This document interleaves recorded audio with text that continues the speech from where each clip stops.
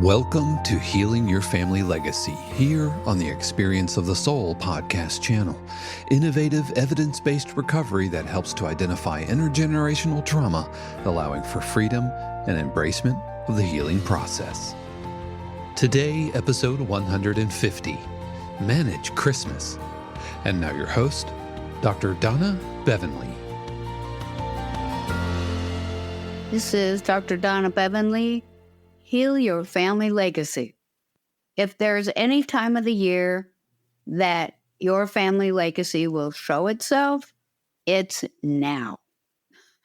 I want to talk about how that shows up and what you can do to take care of yourself.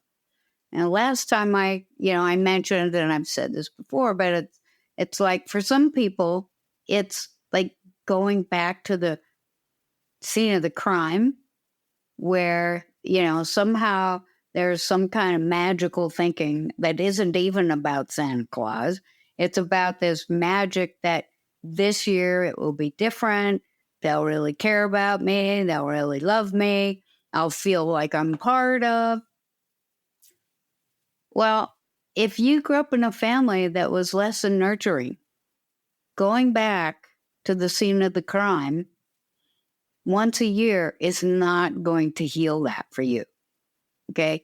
Healing a broken or harmful or hurtful family legacy doesn't happen just because it's Christmas. It happens with a lot of hard work, and it's hard just because, it's hard, but it's not complicated. Okay. It isn't easy. It's hard. It's hard to, be brave enough to turn around and look at where you came from and who those people really are. It's like, who are these people that raised you? Who are these people that, are in your family?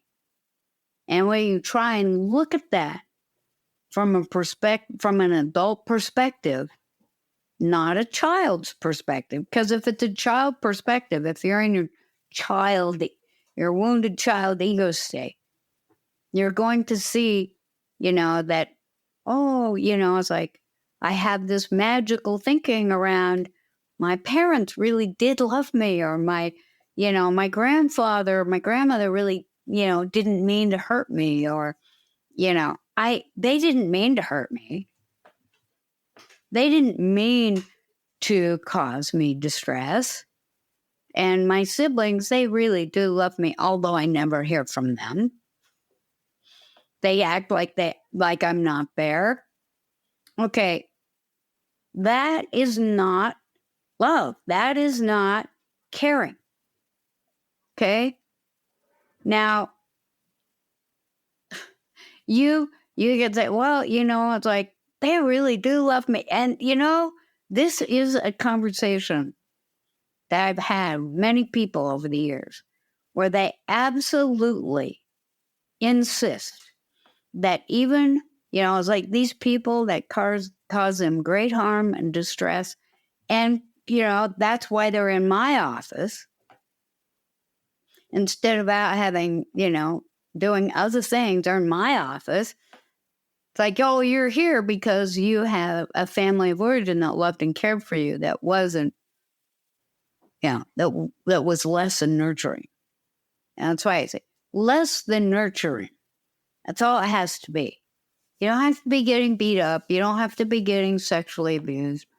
You don't have to be, on those Lifetime movies, like it's a horrible thing.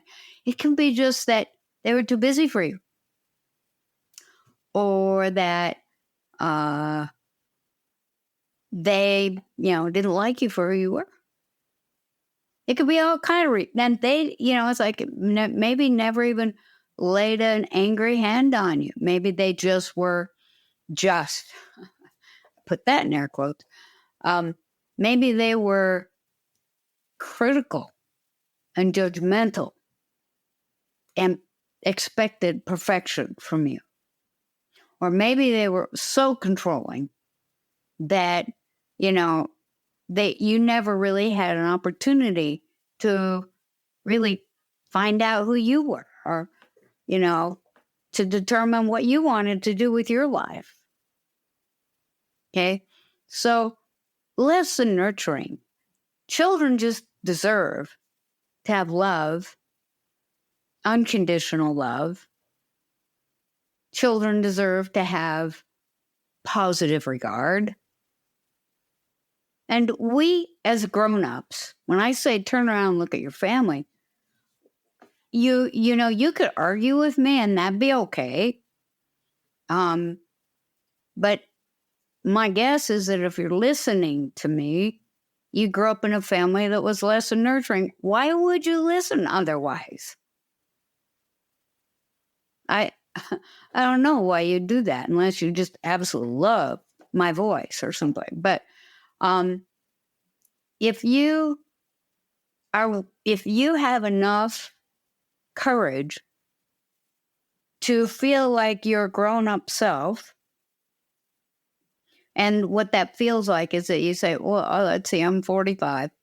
I'm personally not 45, but let's say you're 45, and you say, okay, can a 45-year-old person look at someone, anyone, and see who they are without being judgmental, okay? Judgmental and having judgment are two separate things, okay? Thank God we have the ability to make some judgments about situations. Otherwise, that green light, or, that red light, I don't really like that color, so I think I'll just go through it, right? It's like we have judgment. We have the ability to have judgment. And so, if I see somebody, an adult, get in a car with children and they're so drunk, they're reeling and staggering, we might have a judgment about that. We might think, that's not a good thing right there. I maybe I ought to do something about it. If you are a functional adult, you can look at a situation like that and have a judgment without being judgmental. Okay, the judgmental would be coming, well, that dirty, rotten bounder, and you might say other things too. Look at him, and then you watch him drive off, okay? Being judgmental is not useful, okay? Having judgment and thinking, maybe I should do something about this. So you might say to yourself, yeah, I do that. If I saw that, I'd probably, try and stop that from happening because I don't want kids to get killed. I don't want you to get killed. It's like, this would be bad. So you might call police, or, you might go over and just take their keys and say, is there somebody I can call for you, or, whatever, right? But we would say that's not a good thing. But let's just say you grew up in a family with an alcoholic parent. And so you've been making excuses, rationalizing for them all their lives so that you can keep that fantasy that you had as a child that, they really do love me. Or, if she, whenever she needs me, I'm there. So she must really love me. Okay. I want you to turn around and look at these people. And if you can think about, like, okay, so if they're your family of origin, you're looking at them through the glasses, like the eyeglasses of someone that you as a child have unconditional love for them. You just can't help it. Children love their parents. And part of that love is about being totally dependent and needy. And when those needs are met, or those dependency needs are met, the child feels loved. And then, it's like, that's what it feels like for them. Like I mentioned last time, when my little grandson gets a present, a gift, and it's a toy, no matter what it is, he says, Oh, this is my favorite. I love it. And he means it. Okay, so they love everything. You know, he planted a little garden. He loves those things that are growing. He just loves them. So that's childlike. If you're an adult, you say, do I want to go spend the holiday where I have time off? My kids are out of school. Do I want to go spend that holiday with those people who are less than nurturing towards me? Am I thinking about, well, this year it'll be different? If you're thinking that, you shouldn't go. Unless your family members that are problematic to you have gotten into some serious therapy, gotten sober, aren't doing the things that are harmful anymore. Unless that's happened, nothing has changed. It's not going to be different. Okay. Doing the same thing over and over again, expecting different results, that's insanity. It's not real. And you don't have to say, well, they're bad people, so I'm not going. No, that's irrelevant. What's relevant is looking at who those people really are from an adult perspective and saying, phew, what's my expectation? Now, if my expectation is, well, I have time off, the kids have time off, I think, maybe I want to go because my parents are getting quite older and maybe they're not as spry as they used to be or whatever. And gee, they're really getting old. I better go have some time with them in case they die. Okay, that makes sense. As long as you recognize that you're not going to get your needs met there, the need you might get there is that what I call, part of it is I don't want to feel guilty. So, I don't want to feel that feeling in case they die and I haven't been to see them. Guilt prevention. That's, in my world, in my opinion, that is an absolutely okay reason to go to see them. Guilt prevention. And I've said that to clients over the years. It's like, okay, what is your expectation? Well, they're old now and they don't drink as much. Hey, here's a news flash for you. They don't drink as much because it doesn't take hardly anything for them to be drunk. And by the way, if they're still drinking like that and they still get kind of nasty or they fall over into their plate or whatever it is that they do when they're drunk now, it's like they're still drinking. Nothing has changed. So if you say, okay, well, I know nothing has changed. I don't, the only reason I want to go is that they're getting, it's like mother's sick or my dad's sick or, I don't know how much longer they'll be here. So I want to see them. Fine. I think that's legitimate. Absolutely. Going there because this year it'll be different. And this year I'll feel love and we'll have harmony in our family. Not fine. That childlike thinking. And the whole point of recovering from childhood trauma is being able to get and keep your adult self on board most of the time. And especially when it comes to being around or dealing with people in your life that have harmed you, that are still in your life. That's the only way you can take care of yourself. So if you allow your wounded child to take over and make decisions about how you're going to do that, you'll be harmed again. I would say this to people in my practice.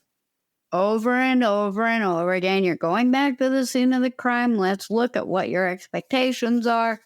And they might have said, oh, no, I get it. That, and then they come back and they go, God, that was horrible. And they cry and they tell me how awful it was. I said, well, I guess you weren't being honest with yourself when you said, oh, I get it. I don't have any expectations, blah, blah, blah. But now you're back and you feel harmed. You feel sad. You wonder why that happened again. Then your adult was not making that decision.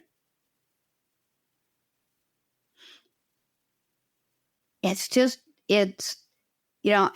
families, this isn't just an American issue, okay? This happens all over the world with families of origin. Now, there are cultures where, elders are viewed in esteem because that's just how it goes. Oh, we don't do that here. I mean, if you want to argue with me about that, I will say, look at who's homeless, walk through some assisted livings or walk through, that they even exist.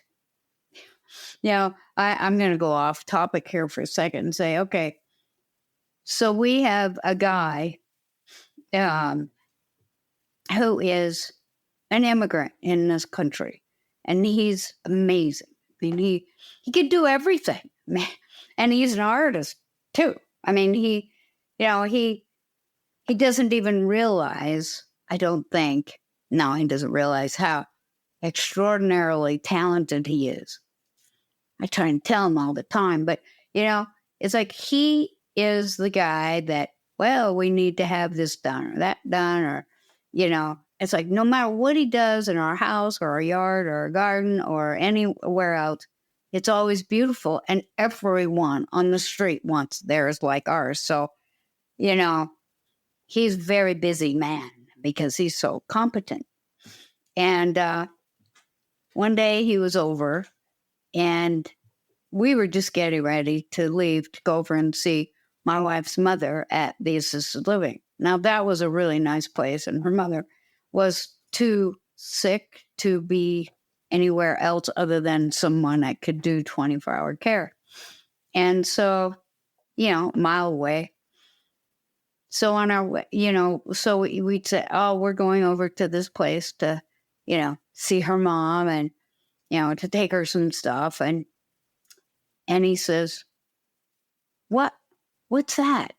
What is that?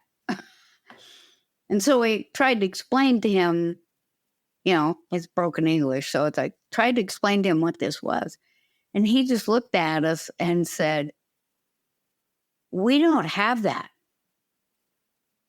When our parents or our old people, when they get old and they can't take care of themselves, they live with us. We don't have that.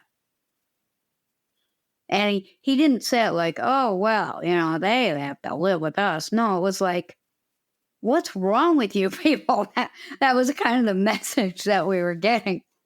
What is wrong with you people? Well, that's a whole other story, but I'll tell you what. When, it's like we don't tend to view our elders in this country as valuable. We tend to view us as a problem. Every day you read something about what we're doing to everybody else. And, if what I can say is that if you feel like we have done something wrong, fix it. Ask us for help. Most of us are capable enough to do that. But when you just want to push us in the closet and think, wow, you people are worthless. Okay, well, we'll just live our lives and that'll be that. But if you happen to have parents or people in your life that are elderly and you want to be around them, you want to do it from an adult perspective. It doesn't mean you can do it. You say, well, I know that, like you have been harmful to me in the past, but I don't want that to come between us. That means that I'm willing to acknowledge that you're probably not going to change or be any different than you've always been. And with full knowledge of that, I'll say, okay, how best can I take care of myself then? How best can I go do that with this person, be respectful and caring and loving, and still take care of myself?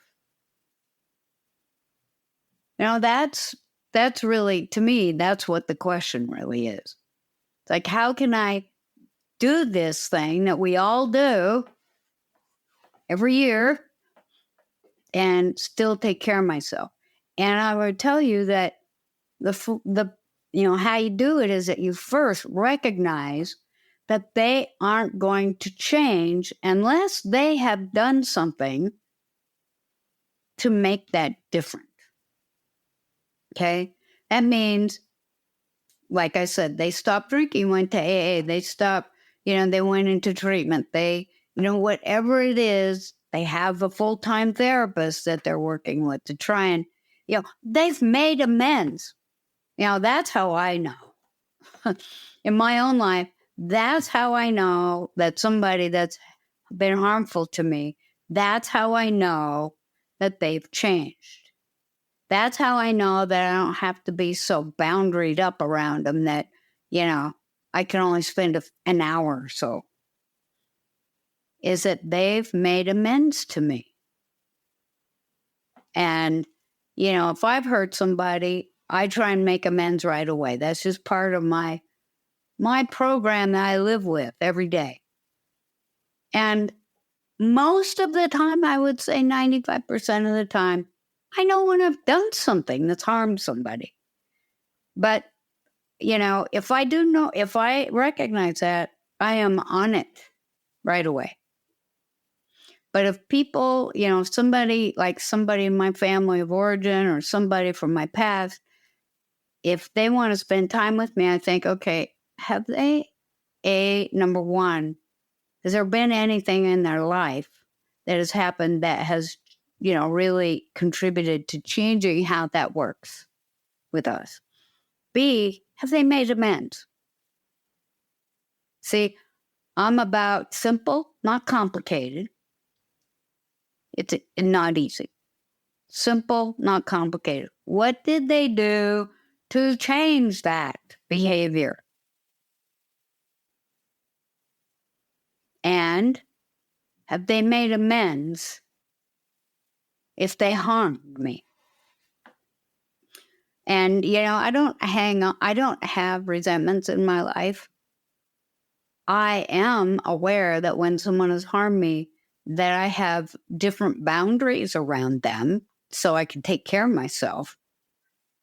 But, I don't growl when I see them or, wish them negative energy or anything like that. Really, it's just about taking care of myself. So when I would go to see my family at holidays, which I don't even remember when the last time was. It's been a long time because I spent time with people who love me at holidays. But the last time I did, whenever I've been there, I always stay. Most of the time, I would say most of the time, not always, but most of the time I stay at a hotel. And if I fly, I rent a car. Not complicated. Sometimes I rent an Airbnb if I don't want to be in a hotel. But I always have my own transportation. Why? Because I don't want to be caught. I don't want to feel stuck. And not the last thing, but one of the things I don't want is I don't want to wake up in the morning when I'm pretty boundaryless in the morning. Until I have a cup of coffee and some water to hydrate myself. I'm not the world's brightest bulb. Okay. So the last thing I want to do is wake up in the morning in a house where people that have caused me harm and haven't changed anything. That's kind of tricky. It's kind of dangerous. And I don't do it. And I would suggest that you don't do it. And the other piece is that I want to have my own transportation. If I have my own transportation and say I'm with, this didn't happen in my family because, I grew up Mormon and so people weren't drinking. But, if I'm going someplace where I know people will be drinking, when it starts getting strange, and it will, I want to be able to just say, oh, gotta go, and leave without having to worry about, oh, can I get a ride? Oh, you've been drinking. Well, then you're in a bind. Or let's just say you can feel the tension in the air. You don't even need drinking around. You just feel the tension in the air. People are not, there's no happiness, no joy. I think it's time for me to go. And I can go and take care of myself. That's all it is. Take care of myself. So I'll talk more about how to take care of yourself around all this when I talk to you again during this holiday season. Thank you for listening to Healing Your Family Legacy here on the Experience of the Soul podcast channel. This channel is made possible because of listeners just like you.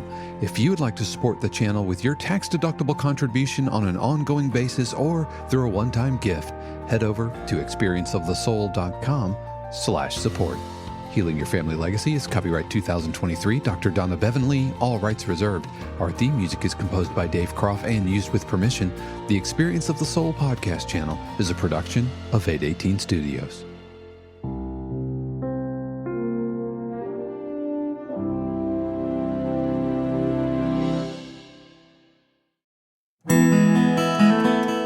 Hey friends, Sean here, your Experience of the Soul producer. I want to take a moment to tell you about something truly exciting. The SoulWorks online community, created by your host, Cynthia Alice Anderson, and available on the Mighty Networks app. If you're looking for a place where you can explore your spiritual path, connect with others, and grow in a meaningful way, then this is for you. SoulWorks is so much more than an online community. It's a safe, inclusive space for spiritual exploration, self-discovery, and personal transformation. Inside the community, you'll find everything from uplifting spiritual studies to soul-centered growth practices, meditations, affirmations, and so much more. It's a space where you'll always be supported and never judged. The best part, membership is free. You'll have access to powerful resources, inspiring content, and a supportive group of like-minded people who are all on their own unique spiritual journeys. And if you're ready to dive deeper, there are premium options available to enhance your experience with a live Monday night talk series and extended, deeper meditations. If you're seeking a place to connect, grow, and nurture your soul, we would love to have you join us in the SoulWorks community and see where this journey can take you. Visit my.soulworkscommunity.com today.